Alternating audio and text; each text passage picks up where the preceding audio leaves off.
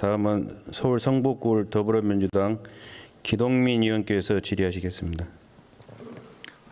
네, 더불어민주당 서울 성북을 출신 기동민입니다. 국방부 장관님, 국방부가 안보의 요체요 국가 방위의 중심인데 윤석열 정부 출범 이후에 동네 북으로 전락한 것 같아서 많이 좀 안타깝습니다. 국방부 청사를 대통령실이 점령이라는 표현이 참 낯설기는 합니다만 그렇게 2개월 만에 쫓겨나고 지금은 역사 논쟁, 이념 논쟁의 최천병에 서 있어서 과연 국방부가 이래도 되는 것인지, 장관께서 원칙과 중심을 잘 잡고 계신 것인지에 대해서 국민적 의문이 증폭되고 있다, 이런 말씀들 많이 드립니다. 혹시 홍범도 잠수함 개명 논란에 대해서 어떤 판단들을 하고 계십니까? 총리께서는 그거 바꿔야 된다 이런 말씀들 주시던데 국방부 최종 입장은 뭡니까? 예, 총리님께서도 개인 입장이란 전제하에 바꿀 필요가 있다라고 말씀하신 걸로 알고 있고, 국방부도 이 홍범도함 명칭에 대해서는 검토가 필요하지 않겠나 이렇게 보고 있습니다. 국방부도 검토가 필요하다 이렇게 생각하는 거예요? 예. 해군에서는 처음 이 논란이 나왔을 때 의견을 좀 들어보고 필요하다면 논란이 나왔을 때 필요하지 않다 단호하게 부인하던데 지금은 장관께서도 총리 생각과 마찬가지로 이런 개명이 필요하다 이렇게 보시는 다시 거죠? 말씀드리면 의견을 좀 더 들어보고 해군 입장도 들어보고 해서 네. 필요하다면 바꾸는 방안도 검토하겠다 이렇게 그러면 장관님, 홍범도 장군뿐만이 아니라 국방부에서 이와 유사한 논쟁이 발생할 수 있는 여러 가지 가능성들이 있을 텐데 혹시 이와 유사한 사례에 대한 전수조사 이런 건 해보셨어요? 국방부 앞에 있는 홍범도 상이 한 게 있기 때문에 그것까지 포함해서 이 문제에 대해서는 아니, 홍범도 장군뿐만이 아니라 다른 잠수함이라든지 이런 다른 논란을 불러일으킬 만한 역사적 인물들에 대한 전수조사를 해봤냐고요, 국방부 차원에서. 전수조사는 해보지 않았고 다만 해군 함정에 대해서는 전체 한번 1차 확인은 했습니다. 해군 함정에 또 논란이 될 만한 게 뭐가 있습니까? 지금 없는 것으로 알고 있습니다. 예. 없어요? 예. 2020년도에 11월에 진수된 안무함 3,000톤급이에요. 그 당시에도 진수 당시에 해군 홈피에 이런 얘기가 나왔습니다. 1조 원짜리 잠수함에 공산당 간부 이름을 붙였다는 것이 타당하냐, 해명하라 이렇게 얘기하니까 해군에서 그랬습니다. 일부 온라인 매체에서 다뤄지고 있는 안무 장군에 대한 코민테른과의 연계한 공산주의 활동을 했다는 주장은 공인되지 않은 주장이고 독립을 위해 헌신한 독립운동가와 그 후손의 명예가 훼손되고 논란이 야기되지 않도록 게시물을 삭제해 주기 바란다 이렇게 얘기했어요. 이 입장은 뭡니까? 말씀하신 안무함에 대한 것은 제가 좀 확인해 보겠습니다. 예. 장관님, 참 즉흥적으로 단편적으로 이렇게 이 정책이 결정돼서는 안 된다는 말씀을 제가 드리려고 하는 건데요. 총리께서도 즉흥적으로 말씀 주시고 장관께서도 한번 검토는 해봤습니다만 지금 그런 논란이 있다면 다시 한번 들여다보겠습니다. 이렇게 얘기할 수 있는 문제가 아니에요. 그러니까 홍범도 장군을 비롯한 독립운동과 흉상 이전과 관련해서도 차분한 논의와 역사학계 의견 수렴, 공청회, 세미나 이런 부분들 거의 없이 일방적인 상부의 목소리에 국방부가 굴종하고 있는 거 아니냐, 육사가 그 이념 전쟁의 도구로 전략하고 있는 거 아니냐, 이런 비판에 대해서 자유로울 수 없는 거예요. 장관께서까지 중심과 원칙을 잡고 있지 못하고 즉흥적이고 단편적으로 말씀 주시기 때문에 더 그렇다는 얘기입니다. 장관님, 제발 좀 진중하게 발언하시고 판단하셔야 되는 거 아니겠습니까? 예, 그래서 홍범도함에 대해서는 해군 입장 포함해서 여러 의견을 들어보고 어떻게 할 것인지 하겠다라고 말씀드립니다. 제발 어느 일방의 분위기에 의해서, 사회적 분위기라든지 아니면 대통령실의 어떤 언명에 의해서 아니면 총리의 지시에 의해서 국방이 흔들리지 않았으면 좋겠어요. 예, 국방은 그 자체로 소중한 거잖아요. 국민들이 이렇게 흔들려 버리면 도대체 누구를 믿고 어떤 부모가 자식을 군대에 보내고 대한민국의 국민들을 의탁시킬 수 있겠습니까? 제발 장관님 좀 차분하게 의견들을 수렴하시고 논의하셨으면 좋겠어요. 모든 문제들에 대해서. 그렇게 해주시겠습니까? 예, 의원님 말씀대로 좀 더 차분하게 검토를 해서 추진을 하겠습니다. 예. 제발 좀 그렇게 해주십시오. 최승은 상병에 대한 구속영장 청구, 아니 이 수사단장에 대한 구속영장 청구, 국민들 많이 놀랬어요.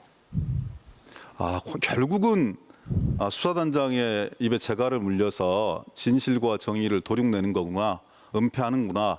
그리고 다 그렇게 갈 걸로 예상했습니다. 군 판사 역시 그런 권력의 입김이라든지 외압으로부터 자유로울 수 없기 때문에. 그런데 사회 한 구석에 진실과 정의는 살아있다는 판단들을 합니다. 저는 국민들의 외침, 목소리, 수사단장의 정당한 한변, 이런 부분이 군 판사로 하여금 구속영장을 기각시켰다 이렇게 보는데, 장관님 견해는 좀 다르신가요? 예, 다릅니다. 제가 답변 좀 드리겠습니다. 간략하게 해주십시오. 예, 그 구속영장 청구한 이유는 수사를 거부했습니다. 지금까지. 그리고 허위사실을 유포했습니다. 그러한 것들은 증거인멸로 판단되기 때문에 구속영장 청구를 한 것이고, 장관님, 정당한 항변이라고 말씀하셨는데 장관님. 정당한 항변이 아니고 정당한 해병대 사령관의 지시를 어긴 겁니다. 장관님, 그 군에서는 있을 수 없는 일입니다. 있을 수 없는 일이 일어난 것의 사단이 저기 한번 표 한번 보세요. 장관님으로도 촉발이 되었어요.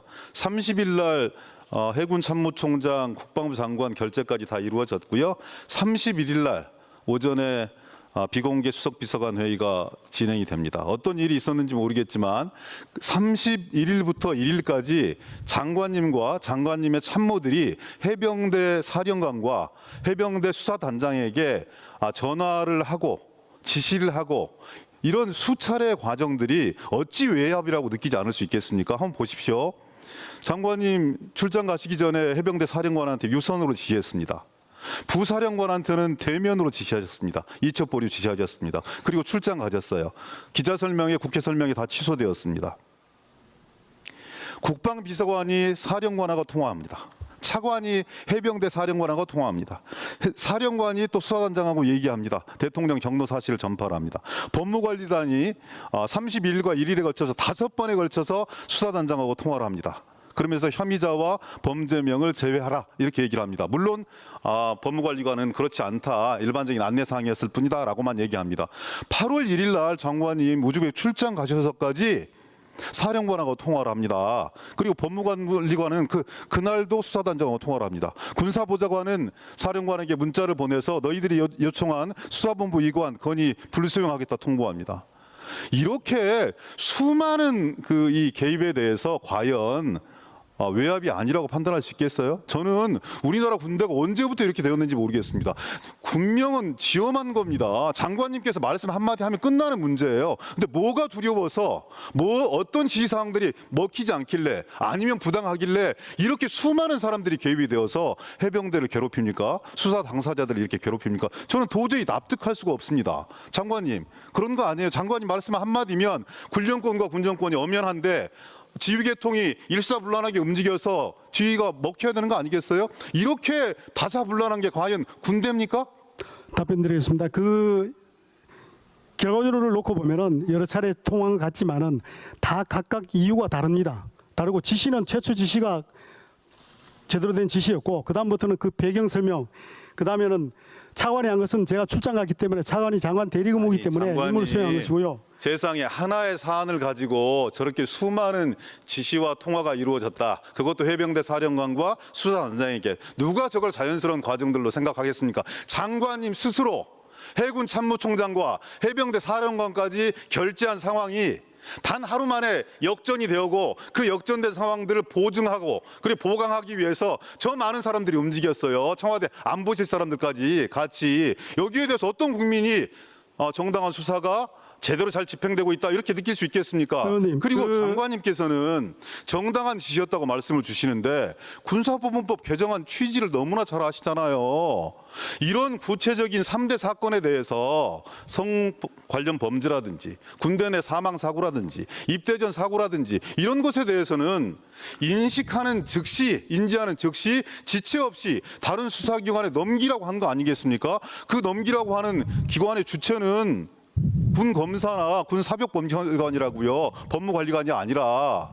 그런데 왜 장관님 이렇게 수많은 이 구체적인 사실에 개입하시고도 이것이 정당한 지시라고 강변하십니까? 의원님, 전혀 그렇지 않은데. 개정된 군사법에 따르면은 범죄 혐의가 인정되면은 이첩하는 것이고 그 사망의 원인 제공을 한 사실이 없으면은 군에서 조사를 하는 겁니다. 그리고 저희들이 군수사단에서 한 것은 수사가 아니고 입건전 조사입니다. 입건 조사고 그 인과관계가 있는지 판단하기 전까지는 군에서 조사를 해야 되는 겁니다.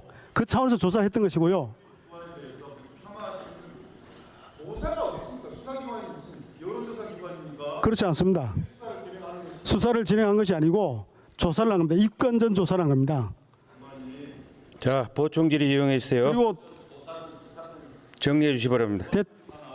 대통령 경로라든지 혐의자 제외하라고 외압을 했다든지 이것은 전부 사실이 아니고요. 전부 다 변호인 측에서 허위로 이야기한 것들입니다. 저희들은 그렇게 판단합니다. 예. 모든 사람들이 다 입을 맞추고 짜 맞춰서 그렇게 허위를 예. 접수해 주세요. 박준호 수사관장이 이런 과정을